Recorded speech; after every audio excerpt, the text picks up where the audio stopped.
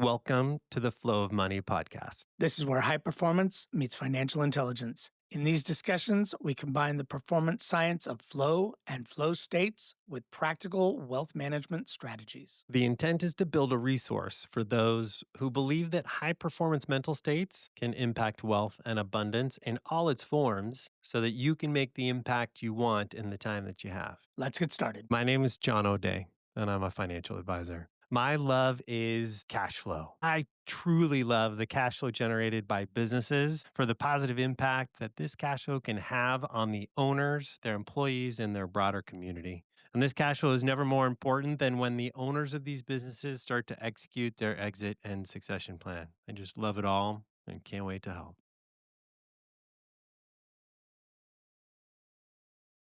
I'm Dave Gieselman, flow state coach, breathwork facilitator, and former chef turned high performance nerd. I help leaders and creatives build clarity, confidence, and capacity, teaching the science of staying cool under pressure so you can think clearly and execute fast, especially when things go sideways. This is John O'Dea, your late night host here on 92.5 FM. Flow State, Money Time. Let's start a cool conversation. So, if we're going to talk about money story, right? Where do you see where do you see people's money story creating the biggest obstacle in when you're looking at investing, when you're looking at bigger picture, higher altitude stuff, where do you see people's money story like showing up in either really good or hobbling ways?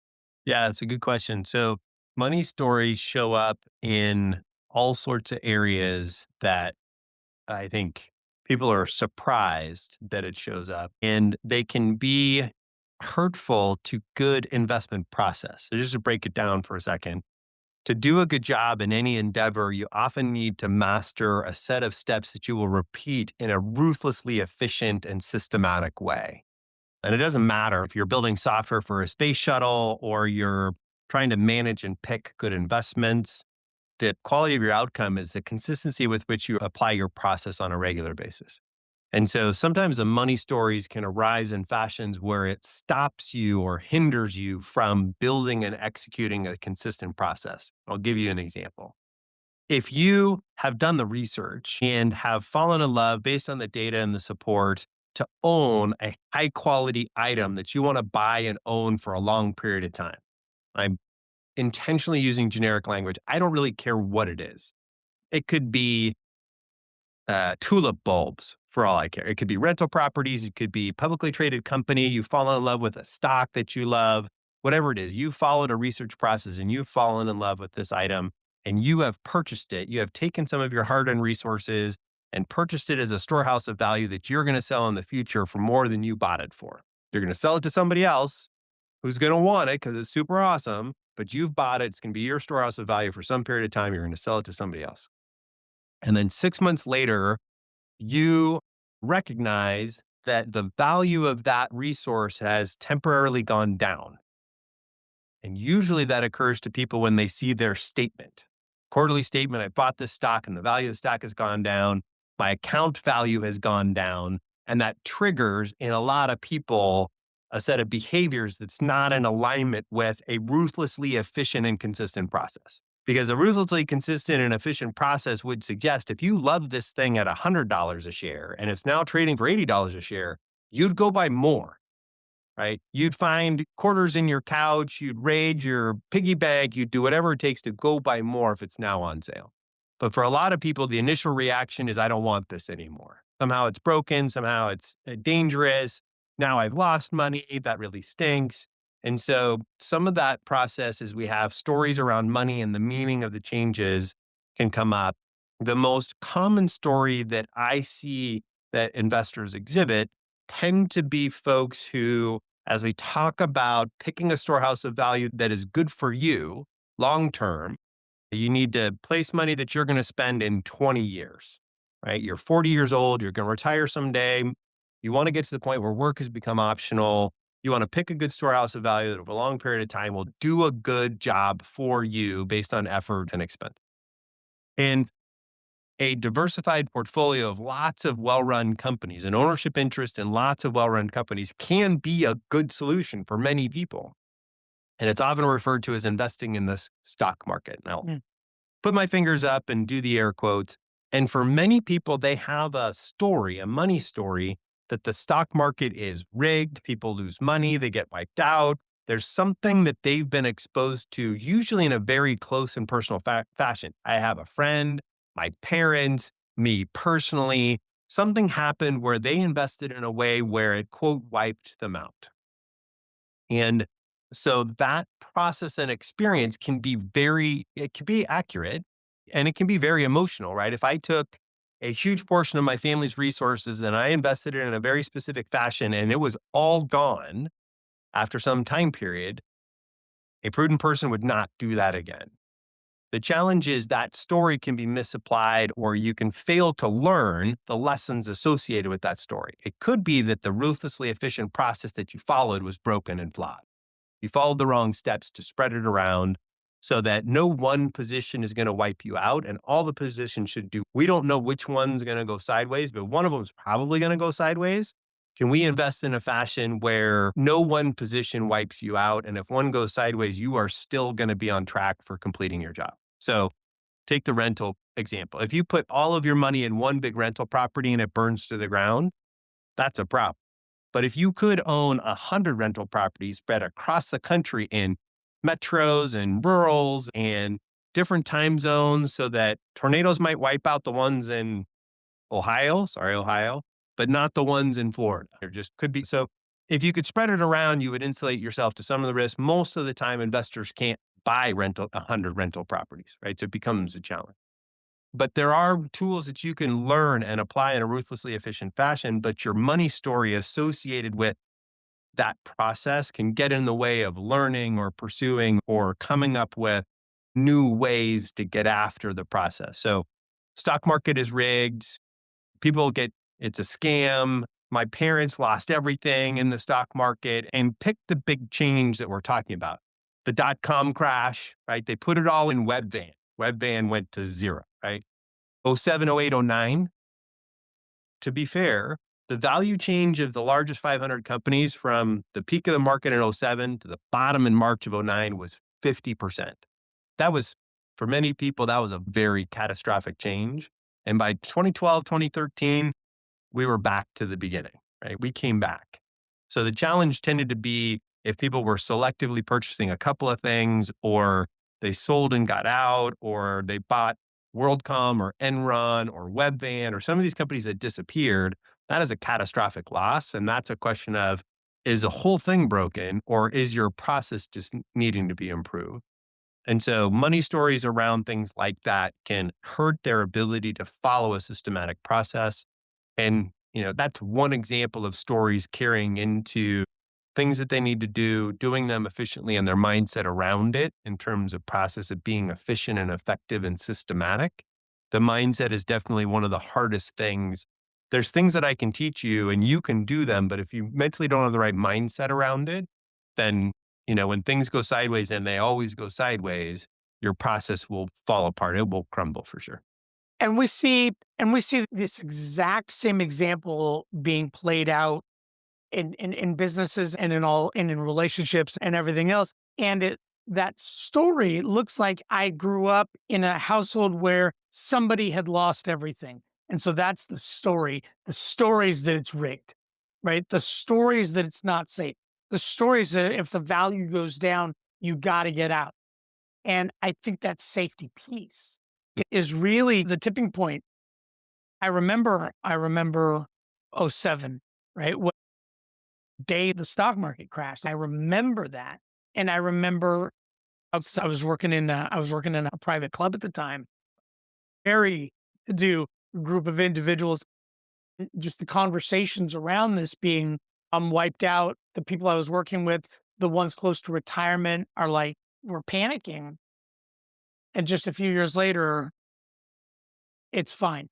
But I remember everybody scrambling to get out of a thing that now felt unsafe, right? When it was about managing, and I watched people because I had been doing this for some time, even back then, I was still regulating nervous systems and watching nervous systems and watching people really come unglued and get broken around.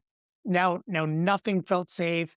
The only thing that was safe was money stuffed into a mattress and a bunch of stories. The stock market's rigged. All of the stories kind of came out, and I think it's interesting. It's the same people who get burned real bad in a relationship and then turn into dicks for the next 10 years because as soon as I get into a relationship, uh, my investment of my emotion, my time, my energy, my stuff is now at risk. And I got burned once real bad and I have a hard time doing it. No, I think safety is a right framing for how sticky the severity, frequency, the stickiness factor of the story. As you trace some of these stories back, that violated sense of safety, right? Using safety as the framing could help you start to appreciate how sticky is this story going to be, right? In terms of, so take the stock market crash safety violation. If your investment process was doing what everybody did because it felt safe, and then you are surprised that it's gone down and you peel back your sense of understanding of what's going on and there's nothing there, that's a stark violation of safety. I thought this was safe. And you don't have a process underneath to look at and say, is my process wrong? It's really just a violate. I did what everybody else is doing, a little bit of herd mentality, a little bit everybody else is doing it, a little bit of fear of missing out, right? A little bit of FOMO. Everybody's making money. I better get in. I don't want to miss out. I don't want to be left behind. I don't want to be dropped down into a lower wealth class. Like you could Mm. stratify human beings based on what percentile of wealth category are they in. And most of the time, you spend your lifetime in one wealth category. The effort to get to the next one is very challenging. And the fear to get kicked down to one below your buddies and your peers is super freaky. Right. And so doing what everybody's doing is a temptation that we all feel. And even professionals trained in investment advisory, it is very difficult for an investment professional to look at the data and make a starkly different decision than the category and to be the outlier. Very different, that herd mentality. But I think as you think about the stickiness of the story, apply that the size and severity of the betrayal that uncovered or hurt that sense of safety, that is that a good predictor of how sticky that story is? Clearly in relationships, that's an easy thing to look at in Right. terms of how deep that betrayal. If it was a fine breakup, it's not me, it's you, it's me, it's fine. Sure. I want to do X, you want to do Y. Let's, over the next couple of months, find a way for you to be in a new living situation. Make sure you get your stuff. If it's a breakup that unwinds, nobody's stuck with that story over some period of time. But if you come home and find your partner with your best friend, right, that's a sense of betrayal that can trash your feeling of safety and your ability to access that in the future that makes that story a much stickier problem long term. For sure. And it's several different relationships that you just experienced violation in. So how much so when I first started paying attention to my 401k, all these things, money in the my money going into the stock market as opposed to just watching numbers go. One of the first things that I got told was put it in there with somebody you trust and stop looking at it because the closer you get to it, you see the volatility. Whereas you look at the stock market over a long enough timeline, it's smooth and it's a smooth upward trajectory. It's smooth adjacent. It's not totally smooth, but Right. yeah, there is a very definitive trend of up and to the right in the process with a little bit of bumpiness to it, right? There's a little bit of sawtooth to that trend for sure. Yeah. And I think that story is helpful as a money story as people misapply different stories of what they believe is true about a process of earning money, not spending it, selecting a storehouse of value and letting it do its thing. very often we come across information in the press among our friends on Instagram, Snapchat, etc., where the behavior that is being described or highlighted, I would frame as trading, Right. trying to profit from a short-term mispricing of an asset. Being in an asset on a daily basis, a weekly basis, but holding it no more than 4, 5, 6 months, right? And trying to time the short-term trajectory of an asset, right? COVID happens, Apple drops 30%. Is this a time for me to get in and get out 60, 80, 90 days later and try to time the change of a short term position? And I would describe that as trading. And all of the information that we tend to see in the press, in our sources of information, triggered that belief, right? That's what investing is. Investing and trading are the same, and they're not the same. So, for example, when you listen to the news, they will talk to you about the daily change in an index, the S&P 500. The Dow is off 900 points. Oh my God, what a crazy day in the stock market today, which triggers and reinforces, does that mean I should do something? Right? Is there something that I should do with that a prudent person, if they heard that something in the news just happened, that they should take action, right? And it turns out most of the information doesn't matter, right? It's not relevant. It's not interesting to apply. And even if you were to apply it because you are a trader, there's other tools that you would use. But most of the time, when you are selecting a storehouse of value, you're selecting a storehouse like a company or a category of companies or lots of companies. And what you're doing is you're backing the management team to operate that business in a fashion where they can grow the value of that company over a decade. Right. If you take your Warren Buffett style of investing, this is investing. This is picking a company and a management team and a product category and looking at their historical ability to generate cash flow and trying to figure out if they could do that in the future. If XYZ company can generate $1 million of after tax cash flow and they can use that $1 billion to launch new products, new services, enter new areas, invent new things, then that $1 billion of cash flow should be $2 billion at some point, right? They're doing new stuff, but you got to give them the time to do that. So part of the reason I don't totally advocate don't look at it at all, because you got to monitor the professionals that are around you and have a process for managing your wealth. But the short term value of what other people are doing with their ownership interest of your stuff is not that relevant. How's the team doing? Are they doing a good job today, taking those resources and making themselves bigger over your investing horizon? There's some investment products that you buy that you intentionally hire the professional and tell them, I'm not going to do anything for 7 years. There's private equity and hedge funds and tools where when you give them their money, you basically can't do anything to get it back for 7 years. Do you really care then what it's worth tomorrow? And there's nothing you can do, right? You want to make sure that the process is going well, that they're having to develop some expectation around, do you want to do more of this? But part of the story around trading versus investing and what are you doing with your money? And what does that mean? What is the meaning then on a short term basis? Goes back to some of the money stories around what is it that I'm doing and what's the information that's relevant to me? And again, this goes back to I sometimes use the example. All right, let's say you own a home and you can pull up your home's value on Zillow. Now, that's not what you're actually going to get if you sold it today, but it's a close approximation. It's an algorithm sense of actual transactions that have taken place near to you, taking those transactions and turning them into a cost per square foot and applying it to the number of square feet in your house. And then you get a value. And let's say your neighbors, they're going through a nasty divorce and one spouse sells the house for $5 just to stick it to the other spouse. Right? It's nasty. The value of your house now has gone down, right? Because we have a comp in the marketplace. A sale took place right next door to you that affects the average cost per square foot of transactions in the marketplace. Right. Are you now going to sell your house because it's crashing in terms of value because of what somebody else chose to do with their resource? If you could, you'd go buy a bunch of houses because you know they're temporarily depressed due to something outside of the neighborhood hasn't changed, the market hasn't changed, the houses haven't changed. If you could pick up all the houses in your neighborhood at 20% off and sell them a couple of years later when it normalizes, man, that'd be awesome. So What somebody else chooses to do with their resource is important, but the money stories around what am I doing with my hard earned money? This is money that I made that I otherwise could have spent. I was entitled to spend it and I chose not to. I'm giving it up. I'm putting it over here.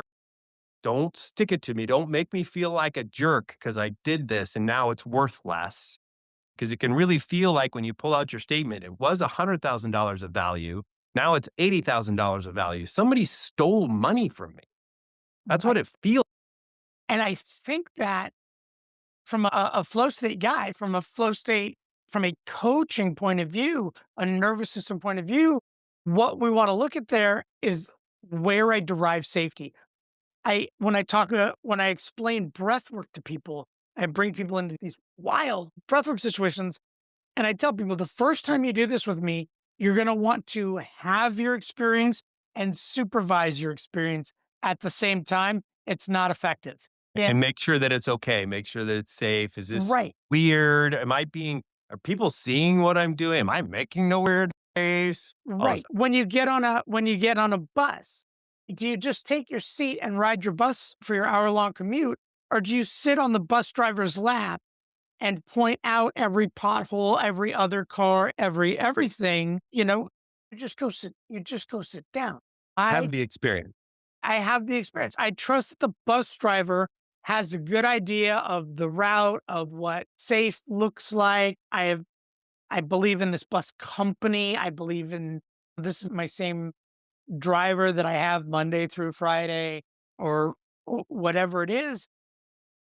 And I think that people pay attention to what you said, the sort of the trading information, and think that's the information they're supposed to look at. So now they have this microscopic view of these saw teeth and they're watching it, and that is attached to a sense of safety rather than my money is being managed by huge a huge business with my contact of that huge business being John O'Dea.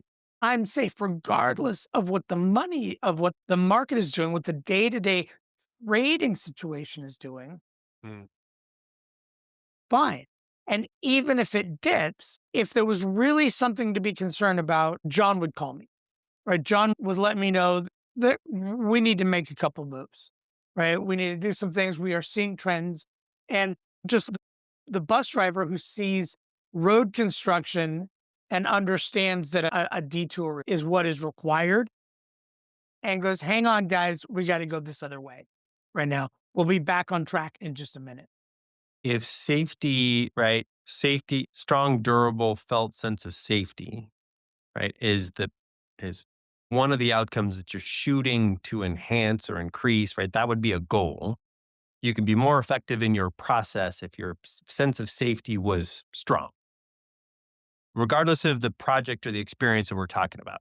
Investing, improved sense of safety around the process, experiencing breath work, a sense of safety that the process is going to go well, that you feel safe in the process that you're experiencing. What are the steps that somebody can go through to try to enhance their felt sense of safety? If they go through some sort of self-diagnostic, can you diagnose your own sense of safety?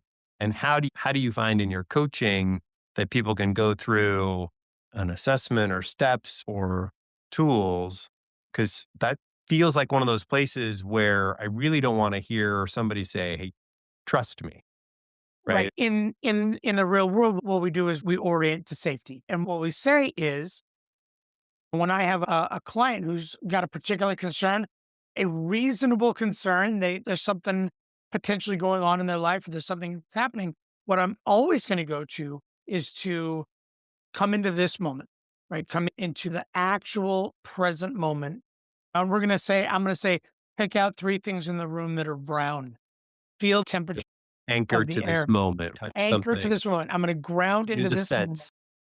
orient to the safety of this moment. Because in the moment, there is always safety. In right now, there is safety.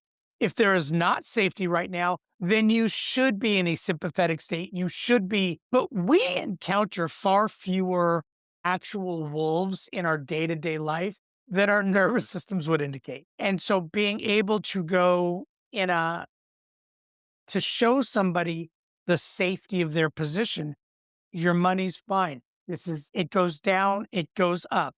This is a process. Here's what it used to look like. Here's what it looks like now. And being able to go in this moment, the money that you have invested is still not in your possession. It wasn't in your possession yesterday when you thought the value was here. It's still not in your possession now that you think the value is down here. It won't be in your possession in 3 weeks when it's back up here. Right. And so, when we ask people to come into the moment, as soon as we start going, tell me about what the concern is. And I ask clients all the time, what's the actual fear? What is the actual fear? And the It's a actual great fear question. is it's going to tank, and it's going to get wiped out. The value is going to go to zero, and I'm going to get wiped out. That is the story I am telling. That is the future that I am predicting, and while there's no real safety anywhere, right? You step out of the door, you get hit by a bus, right? Certainly in our current geopolitical turbulent world right now, right? Everybody's experiencing a challenge with feeling safe and stable and everything else. And there's very little that's actually guaranteed. And there's things that we can do to increase our sense of safety. But grounding into this moment, grounding into the present, right now, I am fine. That number can go up and down 1,000 times over the next 5 years, and it will have no real impact until I want to use that the value that I have stored in one way or another with the intention of it growing. So I liken this to people who listen to true crime podcasts and watch true crime dramas. Mm. The belief Yeah. being that if I understand how somebody gets taken in by one of these characters Sure. on whatever, Yeah. if I can get enough information, it won't happen to me. And the only problem is now I'm just feeding myself more things to be afraid of. I'm just feeding myself more things. But the belief is if I have more knowledge, I will be safer. If I have more knowledge about how things go sideways, I will be safer. And I don't think there's a single situation in which that necessarily bears out. Does it in the financial world? More information, watching it like a hawk, understanding all of the movement. Does that buy any? I do think that there is skill and information and data that I think is helpful to do a better job managing your wealth.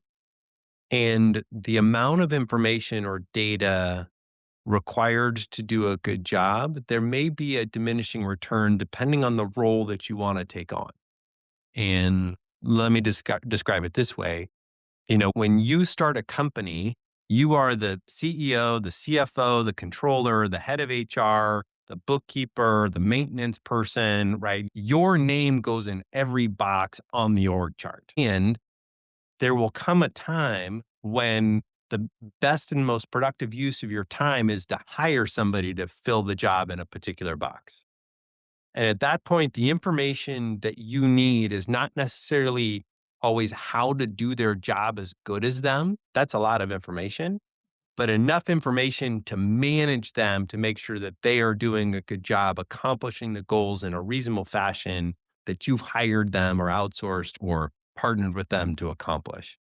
So I think there, if you're sitting down to do breath work, you may not need to learn the ordering and the things that you've learned over the 20 years that you've studied it to deliver the breathwork experience.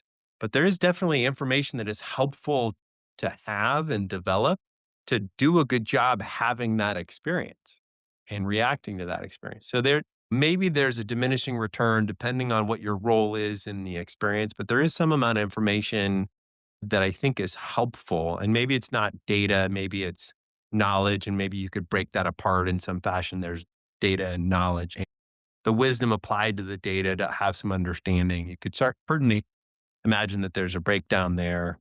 But I think part back to the stories and for people to accomplish big things and to leverage flow states to be more productive over bursts of time to accomplish big tasks, I think that fear trigger that comes from the safety story is more likely to kick you out of those flow states, right? It's anti-trigger, right? If there's triggers that will help you enter into flow states to be more be productive over some period of time, there may be stories that kick you out, right? All of a sudden you're having as you point out, there's very little fear in the now, right? The fear is catastrophizing about the future or baggage about the past or it's Mhm. in some other time frame that is very commonly outside of our control. And the question is, at what range of spectrum is this reasonable and prudent caution versus flow state eroding irrational perspective around catastrophizing something that might happen that can be addressed. So in those areas where we're dealing with a very sticky story, right? Something I experienced in the past that is kicking you out of flow states today, right? To have a hard time accomplishing a goal that you've laid out for yourself. Can we use breath work or meditation or journaling what are the tools to help us uncover where is this in the continuum of helpful or unhelpful concerns? Because again, I don't ever want somebody to hire me and the old term set it and forget it. Because that creates the context where somebody like me can be abusive and do a poor job in delivering the service. I want to make sure that there is a reasonable process for and skill and knowledge. You should understand what the professionals that you've hired to do should be doing. What do they know? How do you select them? Are they any good? What should the communication include? And what is knowledge rather than data, if we're going to use that Sure. differentiate. I think it's an important differentiation. But back to helping somebody uncover, I'm not sure anybody wants to hear me say, hey, that's an irrational fear. I don't think that conversation is going to go Right. well. Never in the history of calming down has anyone ever calmed down by being told to calm down. But what are the tools that, as somebody's thinking through, all right, I'm here and I'm worth X and I want to be worth 2X, right? And I want to leverage flow states and the technology and tools associated with the research in this area to shorten the time frame and effort to get to 2X. How do they go about diagnosing their stories and gauging whether they're prudently cautious or catastrophizing, fear mongering? How do you help your clients source that insight? And it really is, I always come back to fear and narrative. I always come back to Mm, fear and narrative. And so what's the fear? The fear is whatever. Is this a future fear or is this a something that has happened to me before that I am now projecting on sure. what's going to happen? So what is it? Am I heard this thing could happen to people and now I am imagining it happening to me. My parents got wiped out. I saw my dad eat dog food out of a can because he put all of his money in some oil deal or something. Right. And then we then blame the swindlers that roped my dad in rather than your dad not vetting a situation appropriately and going, this seems shady. This seems like not. But how are we supposed to know? Which is the value of having somebody you trust, having somebody with transparency in this process. When I take clients through breath work, through flow states, through whatever, this is what it's going to look like. This is what's going to happen. This is what you're likely to experience. And what we do is we literally decrease cognitive load in that process because I'm not spending any time going, I see this happening. I'm feeling this happening in my hands. I feel this numbness, buzziness in my lips. This what's supposed to be happening. The tetany, right? The lobster claws. Is this what's supposed to be happening? And so I think that any professional who's really good at what they do is going to go, here are the things that you are likely to see that are going to cause alarm in you. They are normal, they are natural, they are cyclic. Our lifestyle, our life cycle aspects of what we do. And so when these things do happen, look, if you want to call me, but I'm promising you that you're going to see this happen. And I will let you know when it is something you need to be concerned about and when it's not. And that's when I feel safe, right? When I talk to somebody who goes, you're going to experience this, you're going to experience this, you're going to see this, you're going to see this number go up and down, you're going to see you may see it drop as low as up. You may see it go as high as this, that, or the other. By the way, neither of those can be trusted as actual valuation, right? So when you're doing intense breath work and you cramp all the way up and you immediately begin going, am I having a stroke? The answer, Right. no, this is exactly what's supposed to happen. That I told, by the way, here's what you're likely to experience. Here's what's going to happen. If it gets too intense, here's what you do about it. Their their sense of safety, because they have now an understanding of what I'm likely to experience during this process, goes away, which means they can return to the now far more easily without attaching a bunch of story to it. Yeah. How would you I think that's super insightful in terms of I'm gonna resist the word trust a little bit and say confidence. Confidence in a process.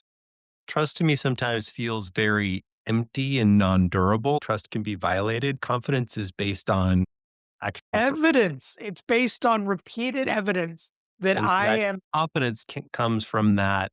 Here's what we're going to experience and setting out a set of expectations around the experience and then meeting or exceeding those expectations in a consistent fashion over a period of time allows somebody to develop a set of confidence in the components that they can't see and experience directly.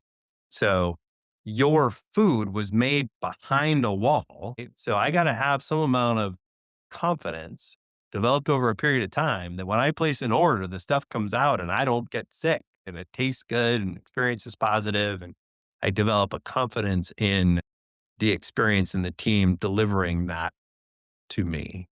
But I wanted to ask a follow-up question, corollary related to money and money stories, because we got to the safety question, which I think is a huge trigger. It's a very sticky trigger, right? That trust violation. And but the other story that comes up a lot is one of scarcity and stories that we grew up with, right? Some of these stories come from things that happened last week. Hey, I watched my buddy lose everything. But a lot of the stories that we carry around with us, both positive and negative, become very stable and durable when we're eight. How would you describe is scarcity and safety different? Or is it really a corollary? I'm afraid of scarcity because it's really a safety problem. Money is scarce and that's a safety problem, or is scarcity its own problem? I think scarcity is its own problem that triggers safety for Just sure. It touches safety and it can pull on those strings.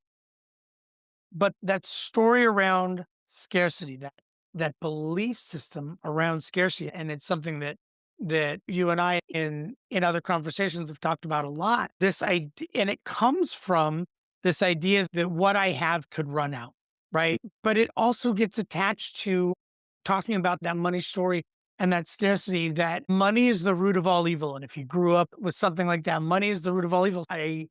But you need money to survive and we want money. And money is the sort of the success is the sort of the litmus on which I will be judged by the people around me. So I want money and you need money to survive, but too much money makes you evil. And now I don't know where to sit with money. And you want to have money, but you don't want to be a miser and but you want to be generous and you don't want to be stingy, but you also don't want to be stupid. And so many of these wild conflicting things.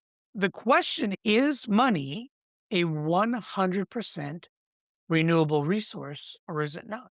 right, Sure, right, there's plenty of money. And either there seems to be two sets of belief systems. It's either a pie, right? And for me to have more of the pie, that means somebody else needs to have less of the pie. Right. which means if I see somebody getting more of the pie, it automatically means that I'm getting less. We have a fixed mindset concept of the world that there's a fixed universe of resources. It's not changeable. There's whether the resources, intelligence or capabilities or skills or money, Or right? love or any of it, right? That's a fixed capacity over some period of time. And corollary to that is that in a fixed universe, the pie doesn't get bigger, it just gets allocated differently. There's a conservation of mass, right? There no new mass is created. If you Right. get some, I get less. And so I think that belief is attached to scarcity.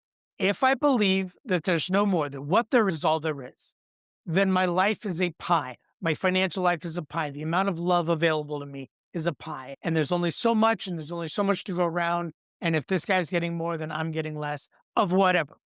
Or is life a bakery? And which means that there's always more. It's not a zero sum game.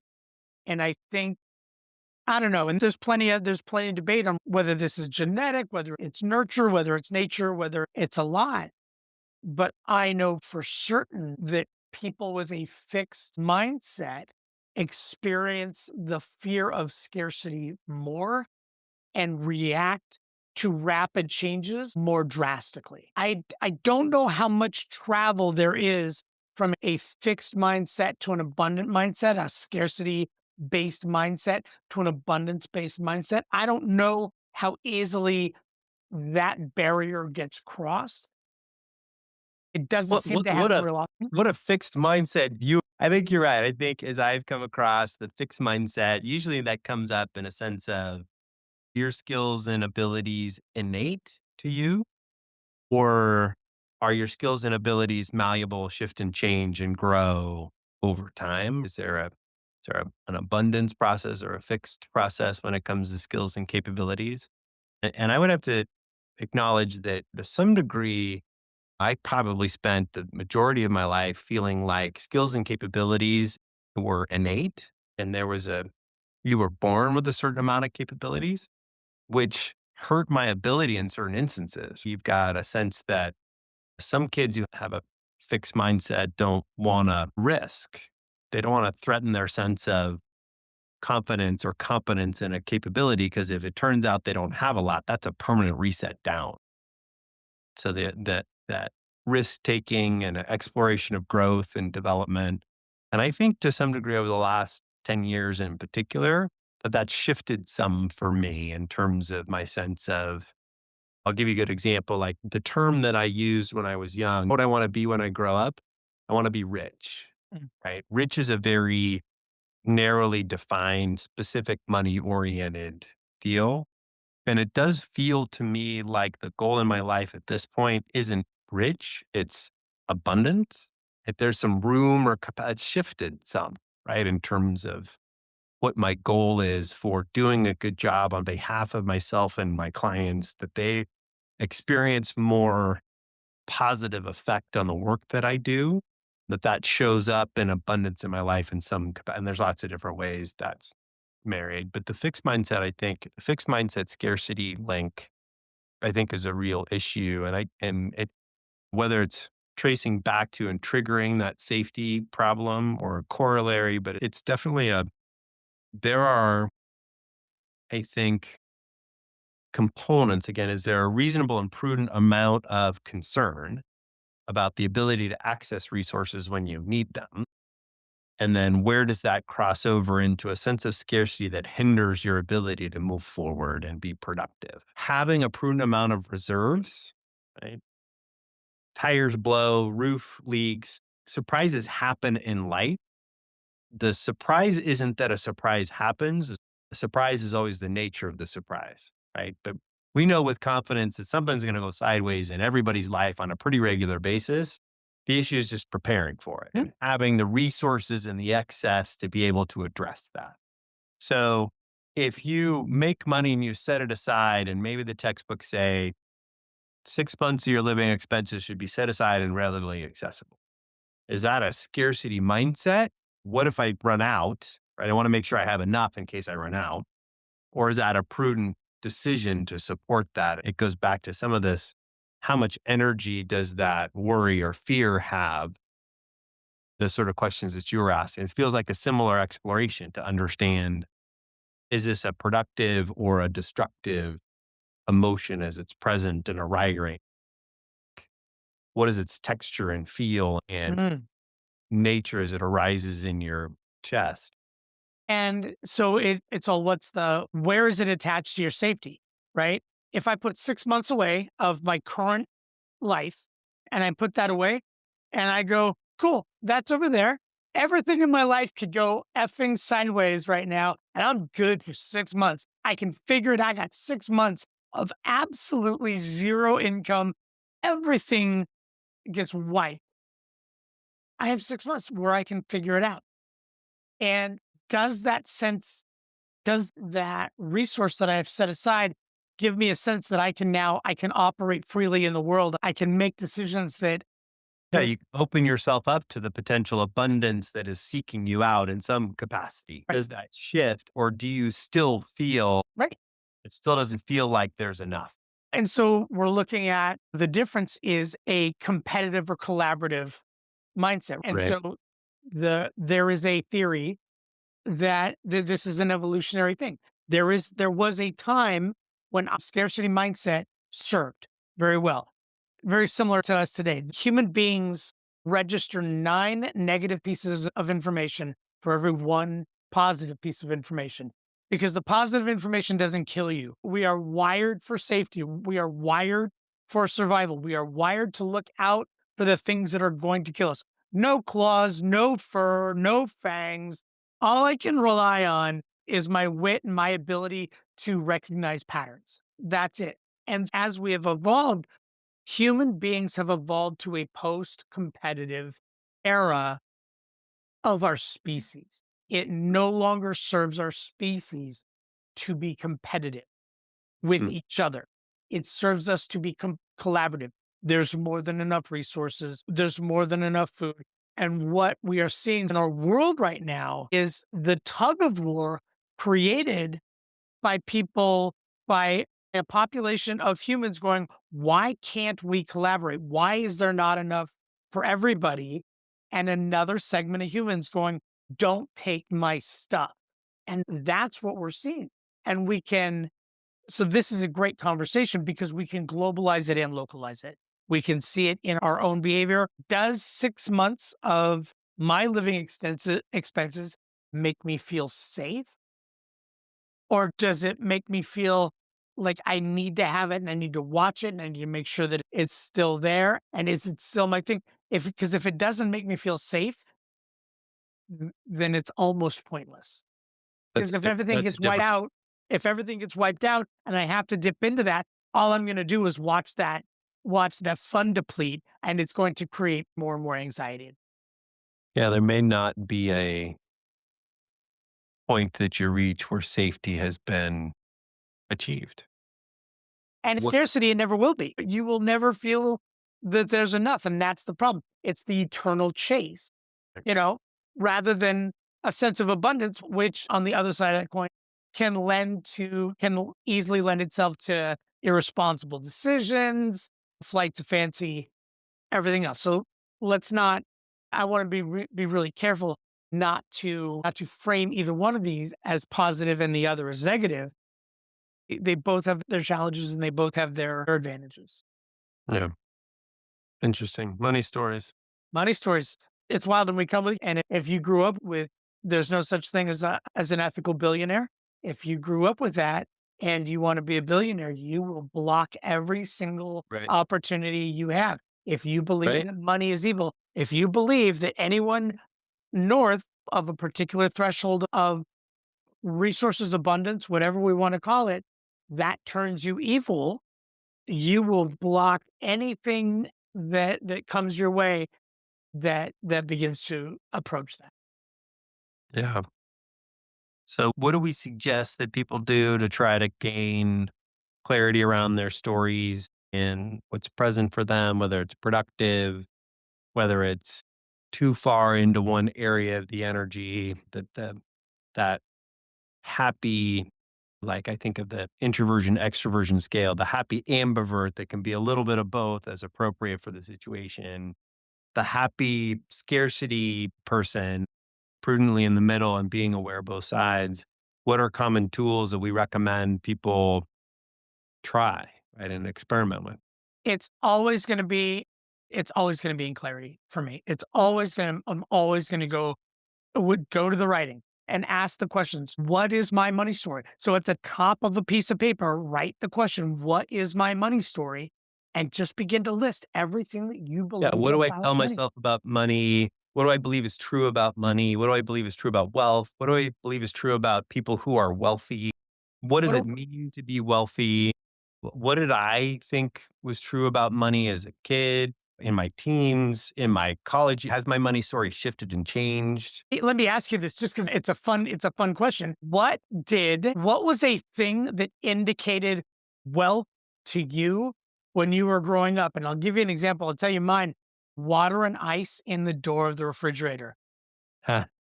Like that, Yeah, those if you people had have a with a fridge in it where you could get cold water and ice on the outside of the out fridge, of the door. That was the indicator. you must have been made. Yeah, that was like so that was we didn't have a lot when I was growing up. We were not swimming in it when I was growing up.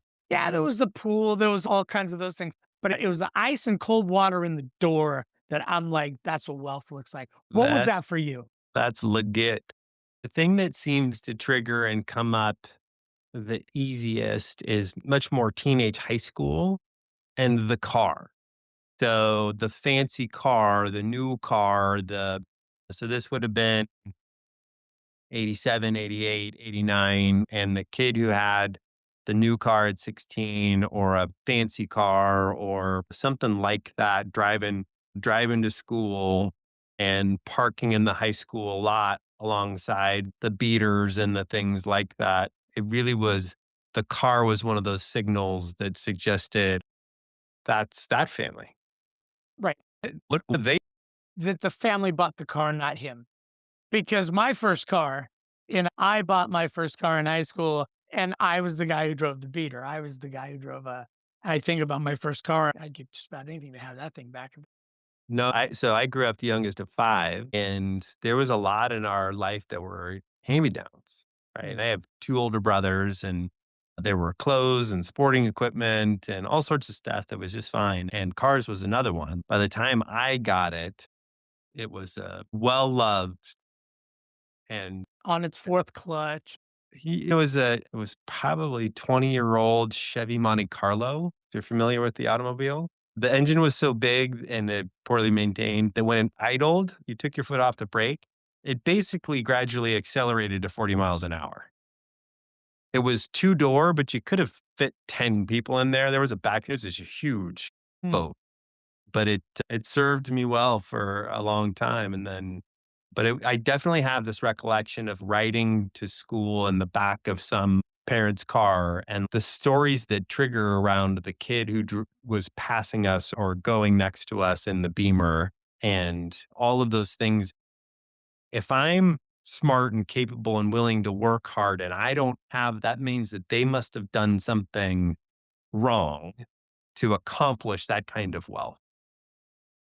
Those stories that come up that they must have cheated, they must have rigged the Mhm. system, they must have had some advantage because I don't have it and I'm a good person and a hard worker and capable and willing to do the things required to be successful. If I don't have it and I'm me and they have it, then they must not be me in some negative fashion. There was a lot Right. of that story. So, yeah, ask your questions. What do you think about rich people? What do you think about poor people? Where do you see yourself on that scale? If you were gonna draw the line and just call one rich and one poor, where Wh do you see Where's that line? And that? are you somehow magically right on that line? How Right. we So I think like asking yourself, what is my money story? And then the follow ups to that are, how did I arrive at this money story? What was I taught about money as a child? Was I taught responsibility and you hold on to it and you don't spend it? Because if you spend it, like this is all there is. And I think that's one of the things, like this is all the money there is. And if you spend it, then it's gone. No, money flows in just as freely as it flows out. But if your belief, if you learned as a young person that that's it, that's all there is no more, then you hang on to it and you make sure that it's well taken care of. Once again, not a bad thing, but it's certainly where you developed your story around money. So if you So, are what are my stories, right? How did Mhm. I get to these? And are there components of this story that are unhelpful in some capacity in the projects that I'm laying out for myself that I want to experience? am I interested in a different money story? And if I am, what would I like my money story to be? Once upon a time in a land far away. What if I could have it? If I could have any relationship with money I wanted, what relationship with money, with abundance, with flow, with because money is energy. It's For just sure. it's a lot of things. We talked about this last week that that money is it's so many things and it's both complex and nuanced and versatile, right? And so getting clear about what your money story is, getting clear about whether or not you like that money story and whether or not you would like a different one. And if you would like a different one, what would you like that to be? And then you can set out about changing that to what you would like it to be. And bring the tools and science and approaches available to mental excellence and achievement and mindset to bear on that, the harsh light of reality on that story and recharacterizing, reframing that, restoring that, reparenting that story, retelling that kid the truth about that story that they experienced. There's plenty. If you spend it all right now, it's all you have right now. But there's lots of money. There's lots of ways to make money. If you want to have more money, all you got to do is earn it, and you can have anything you want to have. And we end up breaking those old stories. It sounds like a good money flow. Right. Right. All right, John. Thank you so much. See you next time. I'll see you next time. Tune in and we will have another cool conversation about the flow of money. Bye. Bye. Thanks for listening to the Flow of Money podcast. You can find us on Spotify, Apple Music, YouTube, or wherever you get your podcasts. Learn more about John and Dave at theflowofmoneypodcast.com. If you liked this episode, share it with someone who's ready to step into flow. If you're interested in sponsorship or collaboration, we'd love to hear from you. See you next time. Hey, before you go, this is John O'Dea here for the quick note.